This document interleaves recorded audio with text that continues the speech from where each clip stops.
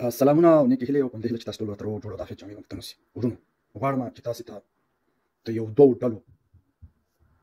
در وپېژنم. یو هغه ډله ده چې ټیک ټاک د لارې نه د پښتنو عزت ته نه ګوري او هغه لیلام کوي او د پښتنو د نوم نه یا د هغوی نوم خرابول او دغه ټولنه کې دغه فحشا عام کول د دوی کار دی. جنکیان یې راوځي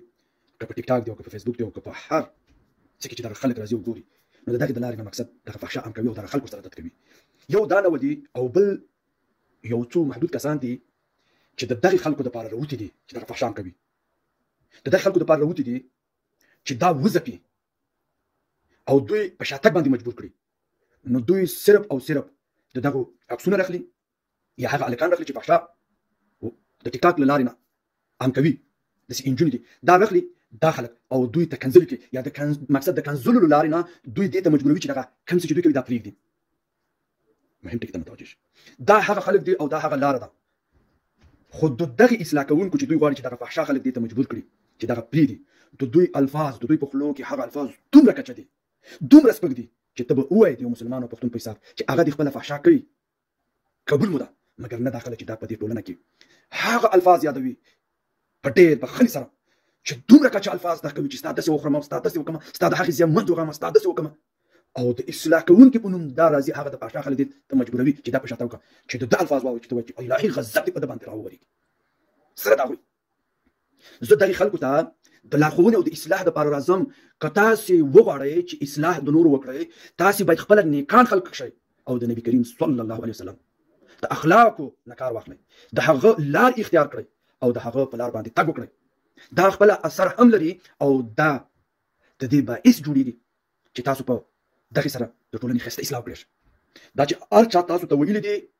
دا یې غلط درته ویلي، تاسې په فتنه کې واقع کړی یاستئ او تاسې د دې ټولنې دپاره بدرنګ ترین تصویر یاست. د رب په خاطر چې دا لاره صحیح نه ده، د خدای په خاطر دا لارې پرېږدئ، صرف د ځان نه ښه خلک جوړ کړئ او دغه ښه سړیتوب او د نبي کریم صلی الله علیه وسلم اخلاقو باندې تاسې کولی شئ چې د هرې فتنې مخه ونیسئ او دغه ټولنه چې زموږ او ستاسو په شریکه باندې د اصلاح دپاره قدمونه واخلو. دویمه خبره مې دا کوله چې ولې دا کنځلې یو بد کلتور د پښتنو ګرځېدلی، دا د دې دپاره چې پخوا دا فیسبوک نو او په دې فیسبوک کې نو خلک به چې چاته کنځلې کولې نو فیس ټو فیس به کېدلې او دا یو به راپاتېدله یا به یې دا واجه او که واجه نه دا د خولې دې شغاښونه به یې ولایستله چې بیا به بل چا جرات نه شو کولی او دا شیان نه. نو اوس یو سړی د کور په کونج کې ناست دی، که په امریکا کې دی که په لندن کې دی او که په جرمني کې دی که په واشنګټن کې دی او که په پاکستان کې دی او که په افغانستان کې دی او که په انډیا کې دی، نو بس د کور په کونج کې ناست او د افغانستان ټول ولس بد یادوي او د پاکستان پښتنو ته زوروري کوي او څه چې په خوله باندې ورځي هغه کولی شي او هر یو کس تارګېټولی شي، څه چې په خوله باندې راتللی شي هغه ویلی شي. نو دا کنځلې دومره اسانه شوي دي. خو تاسې ته به زه دا وایم چې کنځلو ګناه، هر شخص چې چاته کنځل وکړي اولین کس ګناهګار دی.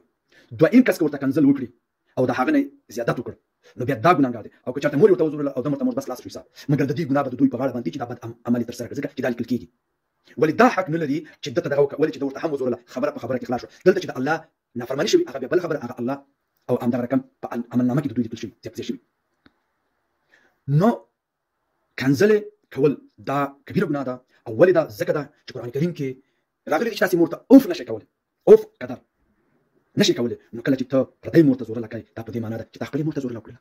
قرآن کې راغلي چې اوف ورته نشئ کولی او دلته تا ورته کنځله وکړله، نو دا کبیره ګناه ده. د دې نه ځان اولاد وژغورئ او ټولنې ته د دې کره پوهاوی ورکړئ تر څو دغې بد اعمالو نه ځان وژغورئ او په دغه رقم باندې خپلې ټولنې ته هغه څه انتقال کړئ چې د اصلاح سبب ګرځي. ماته راکړئ اجازت پر مسپارم خدا وباد سرلوړي او کامیاب اوسئ په همدې هیله چې دغې بد کلتور نه ته دایم دپاره خلاص شو.